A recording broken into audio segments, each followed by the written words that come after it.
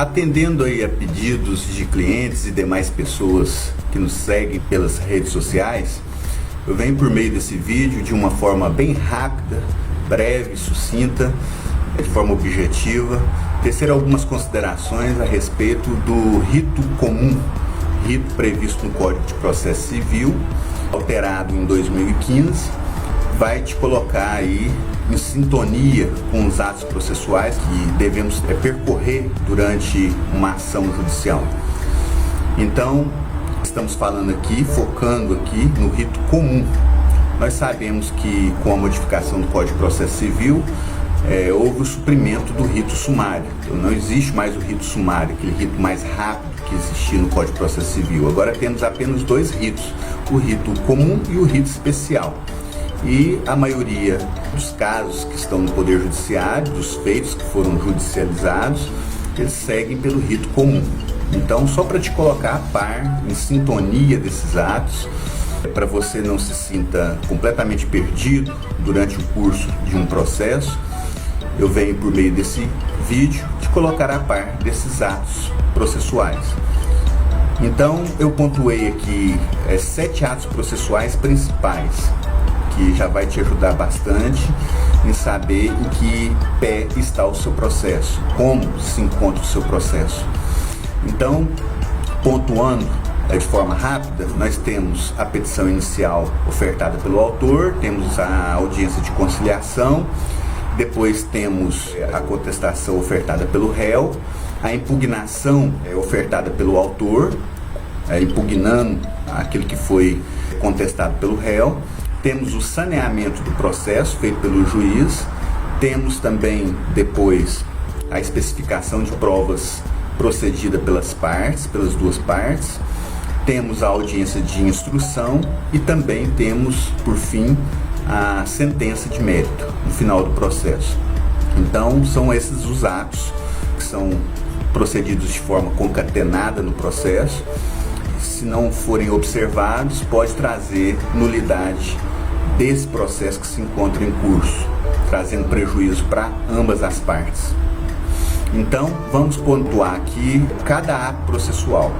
O primeiro, petição inicial formulada pelo autor. Nós sabemos que para se valer do direito fundamental previsto no artigo 5º da Constituição Federal, que é o direito fundamental de ação, a parte deve provocar o Poder Judiciário. E ela provoca o Poder Judiciário por meio de uma petição ofertada, feita, subscrita por um profissional do direito, no caso, um advogado, procurador judicial, que falará durante todo o processo em nome do seu cliente. Então, essa é a petição inicial. Deixando claro aqui que o Código de Processo Civil, ele traz algumas exigências para essa petição inicial. Então, ele exige que nessa petição deve constar expressamente a qualificação das partes, a causa de pedir e os pedidos, além de outros requisitos que serão analisados pelo juiz, tais como as condições da ação e os pressupostos processuais. Mas com relação a esses 3 pedidos, vale consignar esses 3 elementos, vale consignar que com relação à qualificação das partes no processo, essa qualificação é de suma importância, tanto para o juiz quanto para a parte contrária, no caso o réu, pois é um direito da parte contrária, do réu, saber com quem está litigando, e ao juiz é importante essa qualificação para se saber quem se situa no polo ativo e passivo da ação. Então essa qualificação deve ser a mais clara possível, a mais completa possível. Então deve ter a filiação, o nome completo, os dados do CPF, identidade, endereço, deve conter todos esses elementos. O Código de Processo Civil de 2015 exige ainda o endereço eletrônico, o telefone. Então são dados novos que foram inseridos aí pelo novo Código de Processo Civil. Isso é interessantíssimo porque vai dar uma certeza, né, de quem está em juízo, quem está litigando em juízo. Então a parte deve obedecer esse requisito, a qualificação das partes. A segunda exigência do Código de Processo Civil com relação à causa de pedir. Então, a doutrina, ela traz para nós duas espécies de causa de pedir. Nós temos a causa de pedir remota e próxima. A causa de pedir remota são os fatos que realmente ocorreram. E a causa de pedir próxima são os fundamentos jurídicos que embasam aquele pedido do autor. Então ele se estriba onde? Em que? Ele se estriba na Constituição Federal, ele se estriba no Código Civil Brasileiro, na jurisprudência, na doutrina. Então ele tem que demonstrar isso no processo. Lembrando que fundamentação jurídica não é o mesmo de dispositivo legal. Então a parte deve demonstrar a fundamentação jurídica e não somente lançar na petição dispositivos legais, artigos de lei, alguma coisa nesse sentido. Então ele deve demonstrar essa fundamentação jurídica. Fundamentação jurídica é demonstrar em que consiste essa lesão, qual o direito que ele tem ante aquele fato anômalo que justificou esse ingresso na justiça. Outra exigência do Código de Processo Civil é com relação aos pedidos. Então a parte deve lançar logo na petição inicial o pedido imediato. O pedido imediato nada mais do que o provimento jurisdicional. O provimento jurisdicional é um pedido simplesmente requerendo que haja naquele processo uma sentença de mérito, sem dizer se é procedente ou improcedente. É pedir um provimento jurisdicional, que seja analisado o mérito daquela questão que está em juízo. E o pedido imediato é o pedido consistente numa sentença, numa tutela condenatória, numa tutela declaratória ou numa tutela constitutiva. Então a parte deve lançar isso de forma clara na petição inicial para que seja recebida e analisada pelo juiz de direito. Bom, ultrapassada essa fase, o juiz de posse dessa petição vai designar uma audiência de conciliação. A audiência de conciliação é importante porque, se obtiver essa conciliação, essa transação, o processo dá-se por encerrado. O juiz simplesmente homologa esse acordo feito pelas partes em juízo e manda arquivar o processo. Agora, se não ocorrer essa conciliação, o processo tem continuidade, passando-se para os próximos atos. Então, qual é o próximo ato? Não obtida a conciliação nesse processo, abre-se prazo para que a parte ré conteste o pedido procedido pelo autor. Então é a contestação. Essa contestação é feita no prazo de 15 dias, após a frustração da audiência de conciliação. É um prazo peremptório, ou seja, não se admite dilatação, nem por vontade do juiz, nem por vontade das partes. É um prazo peremptório, portanto, e deve ser obedecido o prazo de 15 dias. Então, feita a contestação, o réu estará aí se defendendo daquelas alegações que foram expendidas pelo autor em sede de petição inicial. Vale aqui asseverar que cabe ao réu um fato impeditivo, modificativo ou extintivo do direito do autor, e isso é feito na contestação. Então ele deve pegar a petição inicial, refutar ponto a ponto, especificamente, de forma específica, e demonstrar ao juiz que há algum fato modificativo, extintivo ou impeditivo do direito do autor.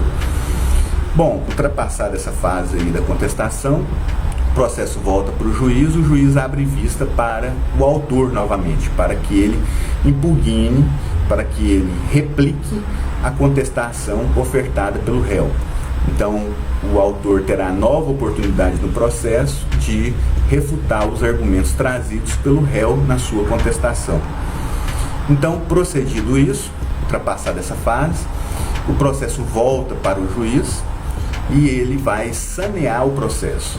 O que é o saneamento do processo? Nada mais do que organizar o processo. Então, o juiz organiza o processo e saneia, organiza esse processo, analisa os fatos, trazidos na petição inicial, os argumentos do réu, analisa as provas até então contidas naquele processo e toma algumas providências que ele entender necessário.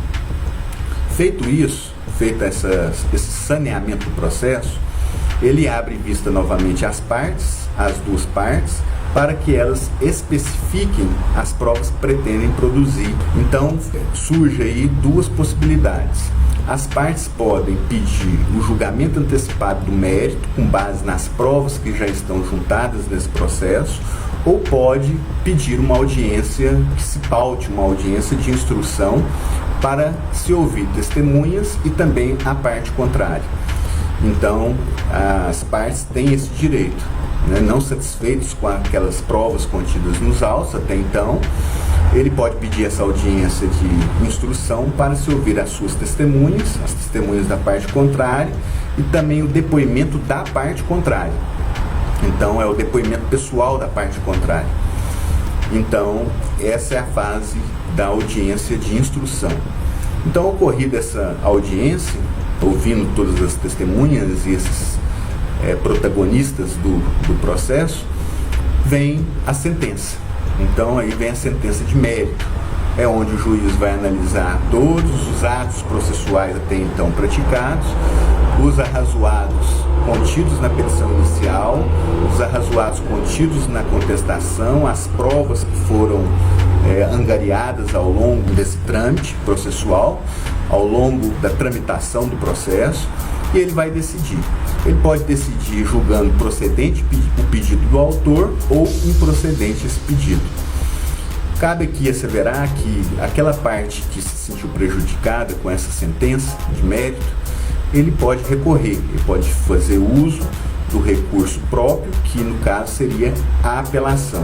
A apelação é um recurso que é direcionado ao juiz de direito, mas que ele será remetido, esse recurso será remetido ao Tribunal de Justiça respectivo para que ele referende aquela sentença prolatada pelo juiz ou reforme essa sentença, se assim ele entender. Vale aqui asseverar uma questão importante, que é a questão da duração de um processo. Muitas pessoas nos procuram e vêm com aquela pergunta clássica: quanto tempo dura o meu processo? Quanto tempo vai durar esse processo? Quando sai o resultado? Olha, com relação a essa questão, é impossível a gente dizer qual é o prazo de duração de um processo, porque várias situações podem ocorrer. Vai depender aí do número de processos que tramitam nessa vara, vai depender do número de funcionários, de serventuários que trabalham nessa vara, vai depender também se o juiz é um juiz titular ou se é um juiz substituto, e vai depender também de alguns eventuais incidentes processuais que ocorreram durante o curso do processo. Então veja bem, com relação aos incidentes, pode alguma das partes ter pedido perícia, a prova pericial. Nós sabemos que a prova pericial ela não é tão rápida de se fazer, a depender da prova. Então nós temos aí várias provas periciais e que, sendo ela feita, pode fazer com que o processo demore mais no seu trâmite. Então é impossível a gente dar uma resposta definitiva, uma resposta específica e trazer um prazo específico para a duração desse processo. Esse processo pode durar 6 meses, pode durar 1 ano, pode durar 2. A gente não tem como dar essa resposta para o cliente.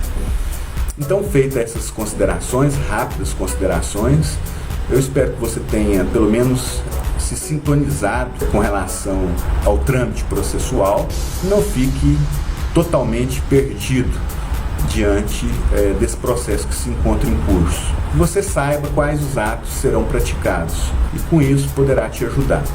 Então a intenção foi essa, a intenção é só te deixar a par desses principais atos processuais e dentro do rito comum. Como dito anteriormente, nós temos 2 ritos, o rito comum e o rito especial. A maioria dos casos que estão judicializados seguem pelo rito comum. Então eu espero que tenha sido útil essas informações. Estamos à sua inteira disposição, caso remaneça alguma dúvida decorrente desse vídeo.